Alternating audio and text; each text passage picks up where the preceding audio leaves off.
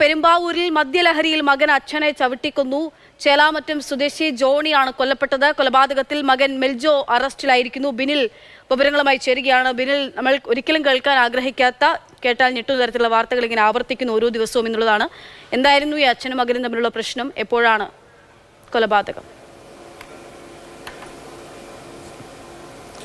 ഇന്നലെ രാത്രിയാണ് ചേലാമറ്റം സ്വദേശി ജോണിയെ ആശുപത്രിയിൽ എത്തിക്കുന്നത്. ആശുപത്രിയിൽ എത്തിച്ച ഘട്ടത്തിൽ ആ ജോണി മരിച്ചിരുന്നു. അതുകൊണ്ട് തന്നെ ആശുപത്രി അധികൃതർ വിവരം പോലീസിനെ അറിയിച്ചു. പോസ്റ്റ്മോർട്ടത്തിനുള്ള നടപടികൾ പോലീസ് സ്വീകരിച്ചു. ഇന്ന് പോസ്റ്റ്മോർട്ടം നടത്തിയപ്പോഴാണ് പോലീസ് സർജൻ ആ നിർണായകമായ വിവരം കണ്ടെത്തിയത്.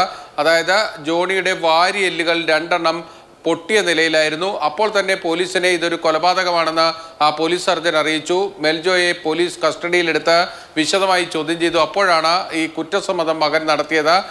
ജോണിയെ ചവിട്ടി കൊലപ്പെടുത്തിയത് മദ്യലഹരിയിലായിരുന്നു എന്നതാണ് മെൽജോ നൽകിയിരിക്കുന്ന മൊഴി. ഇതിൻ്റെ ഒരു സംഭവം എന്നത് ഇന്നലെ രാത്രി ഈ ജോണിയെ ആക്രമിച്ച ശേഷം അച്ഛൻ അനക്കമില്ലാതെ കിടക്കുന്നു എന്ന് പറഞ്ഞ് മെൽജോ തന്നെ സഹോദരിയെ വിവരം അറിയിക്കുകയായിരുന്നു. അവരെത്തിയാണ് ജോണിയെ ആശുപത്രിയിൽ എത്തിച്ചത്. എന്തായാലും വളരെ നടുക്കുന്ന വാർത്ത തന്നെയാണ് പെരുമ്പാവൂരിൽ നിന്ന് വരുന്നത്. അച്ഛൻ ജോണി ഏതാണ്ട് കുറച്ചധികം കാലമായി കിടപ്പിലായിരുന്നു എന്നതാണ് നമ്മൾ മനസ്സിലാക്കുന്നത്. അതിനിടയിലാണ് മകൻ്റെ പരാക്രമം കൂടി വന്നത്. മദ്യലഹരിയിൽ അച്ഛൻ്റെ നെഞ്ചിന് ചവിട്ടി കൊലപ്പെടുത്തി എന്നതാണ് ഇപ്പോൾ മനസ്സിലാകുന്നത്.